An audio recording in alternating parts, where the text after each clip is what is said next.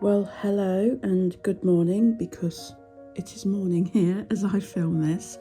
I am currently setting up my new planning journal for 2024.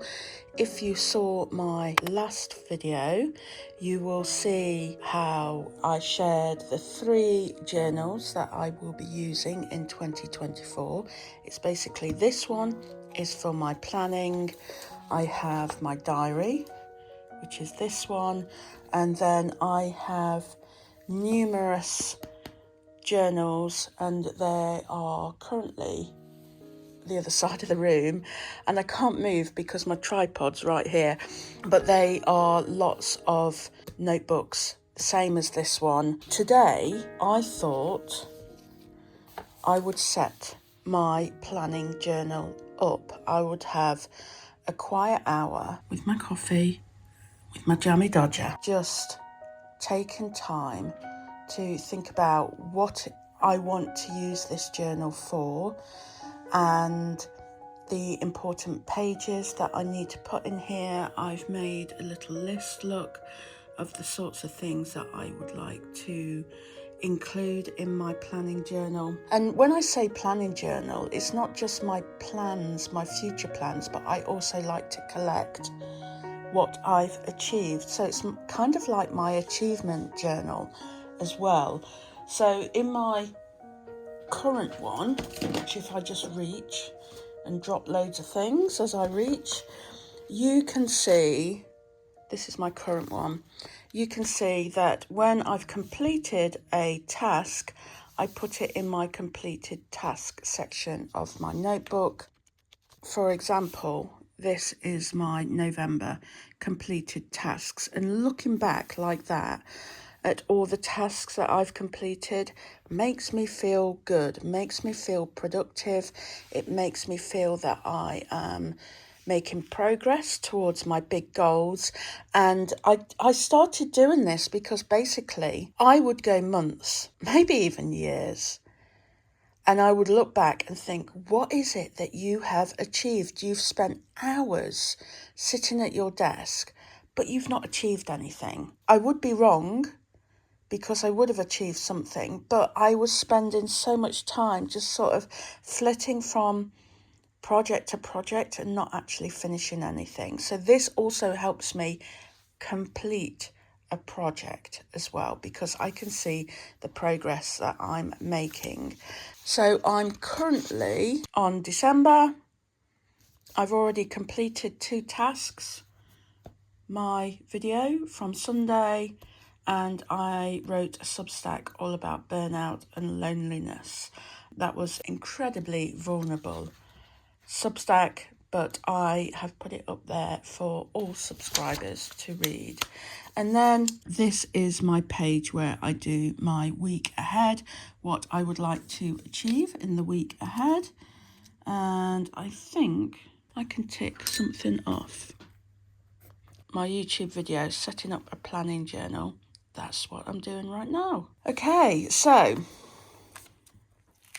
if we close my current journal, I want to do another quote, a quote of my own on the next page, or maybe I'll do it on this page.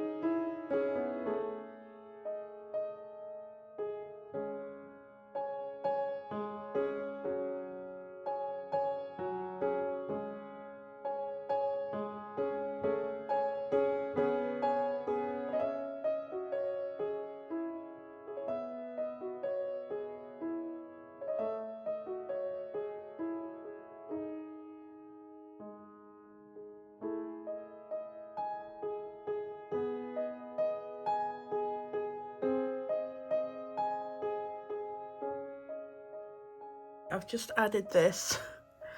I thought I was recording it and it stopped. So I've just added the year. And now, so far, we've got 2 quotes, a reminder, momentum builds motivation, which builds confidence. And that's why I break everything down into really, really small steps, because this gives me motivation to actually work on the task. And then when I look back and I see everything I've achieved, this gives me confidence. And also while I'm working on it, it also gives me confidence. Then we have the year. I should have put that at the beginning, but you know, I didn't say this was going to be perfect, did I? And now I want to write down what my goals and my aims are for 2024. Oh God, this is going to take some thinking.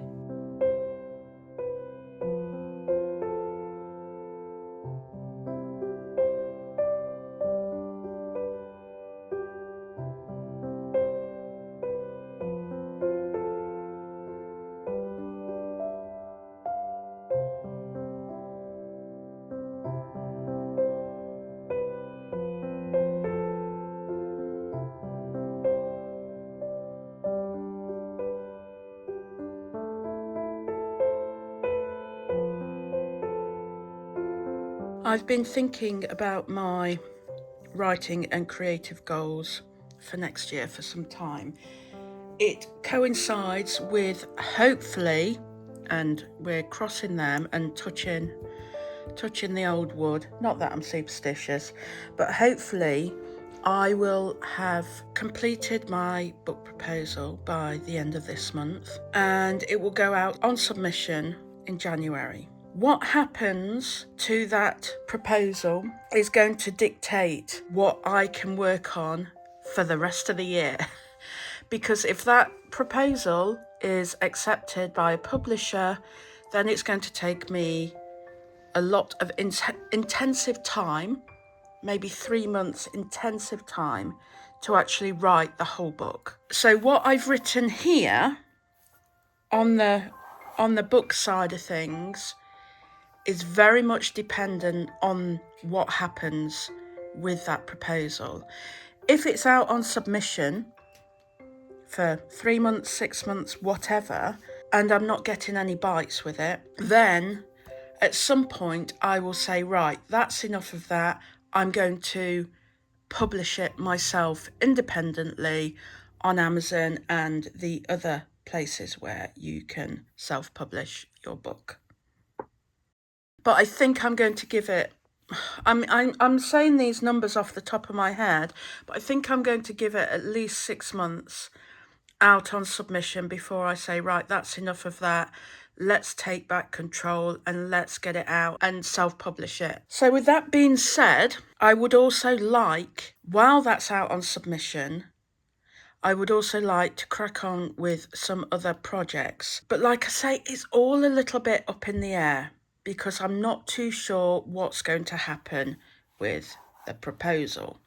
Okay, but I've got a novel I would like to finish. So that's one option that I could work on. I would like to create another workbook, and I would like to possibly edit the current workbook that I've got up for sale on my website. I'm not too sure about that. I think the priority would be to create a new one. This might be about tiny steps, or it might be about planning. I'm not too sure as yet. And then I would also like to create a book of essays that I can self-publish myself. So of course it self-publish. The clue is in the word. But the reason why I would like to do this, and this might be the first thing I tackle, it's either going to be, I don't know. It changes all the time. But I would just like to publish my essays just because I want to go through the self-publishing process. I want to learn. I want to see if I can do it. I'm sure I can do it, although the doubts are there in my head. But I want to go through it and do it and get something up there, go through that process. It's not about the money. It's not about selling lots and lots, although that would be the icing on the cake. It's simply to go through the process of self-publishing. Okay, so that would be great if I could do something like that in the first quarter of the year. And I would like to document that on my, on my YouTube channel. So not only would I be going through the process, but I would also be creating content for my YouTube channel. On my YouTube, I would like to continue to grow, and I would ideally, I'd like to grow quite significantly to, I'm currently on what, 4,500 subscribers, something like that. It would be nice by the end of the year if I got to 10,000 subscribers. Now, bearing in mind that in the last 28 days, I have gained 159 subscribers. I'm just looking at my analytics now, which is 87 more than usual. So almost double, no, just under doubled how many subscribers I normally get. I don't know if that's going to continue to grow. I would like to continue with 2 videos a week and maybe a couple of extra ones every month, like a journal with me or a plan with me or a write with me or a read with me, that sort of thing. Although they don't tend to help in terms of revenue, they could possibly help me gain subscribers. So yeah, for me, YouTube, I'd like to grow. It's a great way of getting a supplementary income for what I'm doing, because when I write my book, when I write my proposal, I don't earn any money from that. And there is a possibility that I'm putting all this work in and I'm never going to earn money from that, because I'm never going to be traditionally published with it, or I might put it up and self-publish it and then it doesn't sell. So it's a gamble. Whereas with YouTube, I've already started earning money from that, and I know that by going from 4 videos a month to 8, it has increased my earnings. I think in November I earned £87, which doesn't sound like a lot, but bearing in mind at the beginning of this year, I was earning around £10 a month. So proportionately, percentage-wise, etc., it has increased. And let's hope it continues to increase. So yeah, I've put down some figures here. I'd like to get to 10,000 subscribers by the end of next year. But I'd also like to increase my views, because having subscribers does not guarantee views. So I currently get 11,500 views in a 28-day period. So I'd like to increase this to 20, 30, 40 or 50 in the 28-day period over the course of next year. There's only so much I can do about that because of the algorithm, but I can work on my keywords, I can work on the quality of what I'm doing, I can work on my promotion. There are things that I can take within my control, but I don't want to get obsessed by the numbers, because a lot of it is also outside of my control. I'm trying to do it in a healthy way, basically. And when it comes to Substack, I want to keep being myself. I want to keep being honest on there and sharing my writing journey and sharing my creative mindset journey on there. I don't want to get bogged down by the numbers on Substack at all, because Substack is not advertising. It's not, I don't get money through advertising. I get money through each individual person who are paying for a subscription to my Substack. So I have my free and I also have my paid posts on Substack. So I don't want to get obsessed by numbers on Substack, because there are a lot of external factors in play there with the cost of living, cost of fuel, etc., etc. However, I would like to share my work more on there, And I would like to keep being myself, keep being honest, keep sharing the journey, because I know it inspires other people. And I've just written here, I don't want my goal to be to grow to a certain number, because I don't want to chase numbers. It's going to be a work in progress, okay? I know I don't have, well, I have control to a certain extent, but like I said, a lot of this is going to be dependent on how my book proposal goes, or even my next project and how that goes. I think that's the thing with writing and creativity. You just don't know when something might happen, and you're instead of your life sort of going gently upwards like this. When I say your life, I mean your creative life. It could be that you're going up gently like that, and then suddenly that happens. It could be that my YouTube goes viral and all of a sudden I get an influx of Substackers, and maybe then I get spotted by one of the gatekeepers in the literary world. Who knows? I mean, we can but dream, can't we? This not only freaks me out, but because it's that fear of success and this happening just here, look, and suddenly you feel you're out of control because this is happening. But at the same time, I'm ready. I do believe I'm ready if that was going to happen. But that's only going to happen because of all of this going on, all of the work going on, all of these tasks that I'm working on, all of the tasks that I complete. It's basically all of the work that goes on, and normally it's behind the scenes, but I'm actually sharing that on my YouTube. But that basically is how I'm viewing what I would like to work on next year.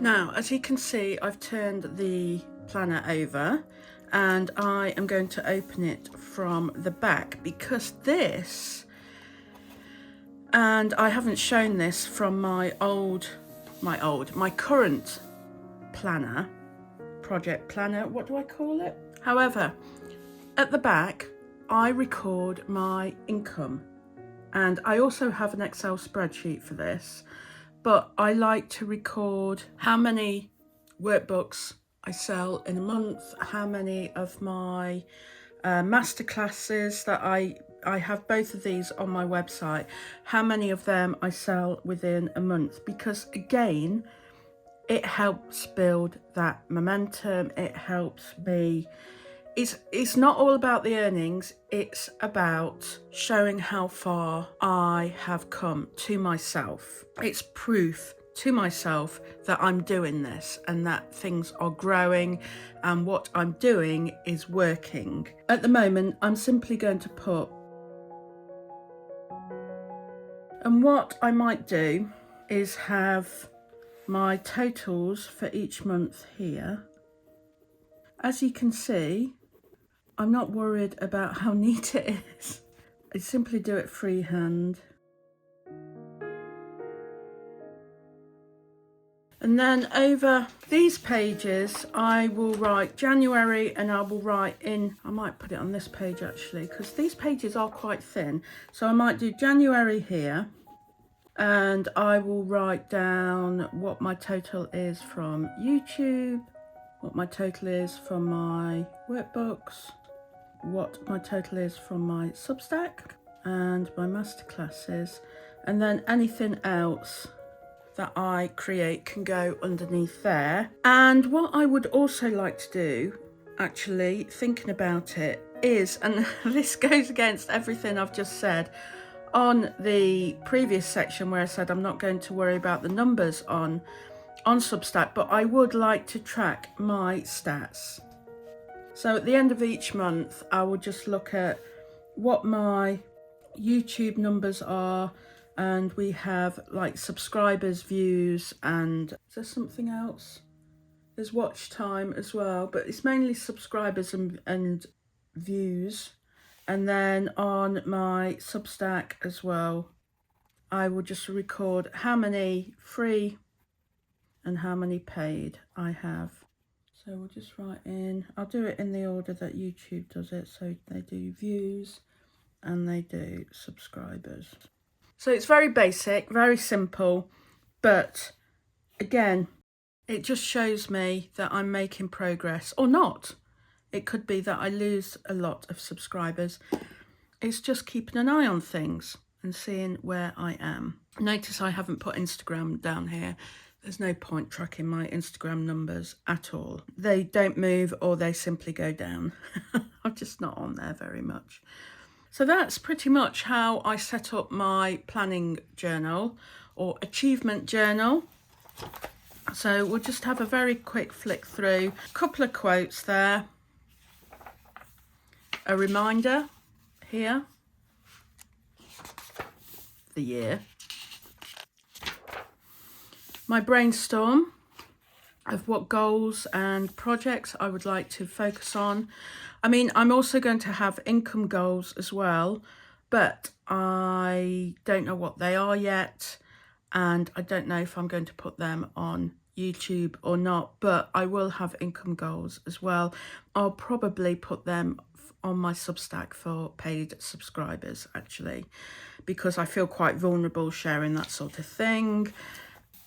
Then a summary of what projects I would like to work on over the course of 2024. And I forgot to write books there. And then I will write down at the beginning of January, I'm not going to do that now because I could feel differently in just under a month's time, but what my aims are going to be for the month of January. So in the past, for example, my November aims is here. With my book, it was to finish all my chapter summaries, and on Substack, it was to do 8 pieces. I'm not sure if I did that because I changed my strategy partway through, but I did complete everything that I wanted to complete. And on YouTube, I wanted to earn more than I did in October, and that was also a tick. And then I will put my tasks completed here. So that's just basically moving the post-its over from my post-it task sheet. And then what I'll do on the following pages is I will be planning out the week in advance. So it will look something like this. So this is this week's Monday the 4th of December to Sunday the 10th of December. Then I break down the tasks I would like to work on for my book, my Substack and my YouTube. And these are the relevant post-its as well. And they're the ones that I move to the completed section, as you can see there. I mean, I don't know if it sounds convoluted or not, but it's just these little rituals of moving the post-its over and ticking things off the sheet really give me a buzz. And I look forward to being able to do that. And I look forward to having a double page spread where I've got all my tasks on my post-its there. It really does motivate me. And it seems to be working, so I'm not going to knock it. And then at the back, I have my income totals for each month. I have my January stats and my January income for each of my 4 things there. And then it will carry on for each month as time goes on. So there we have it. That is how I set up my planning journal. So we're all now set for January 2024.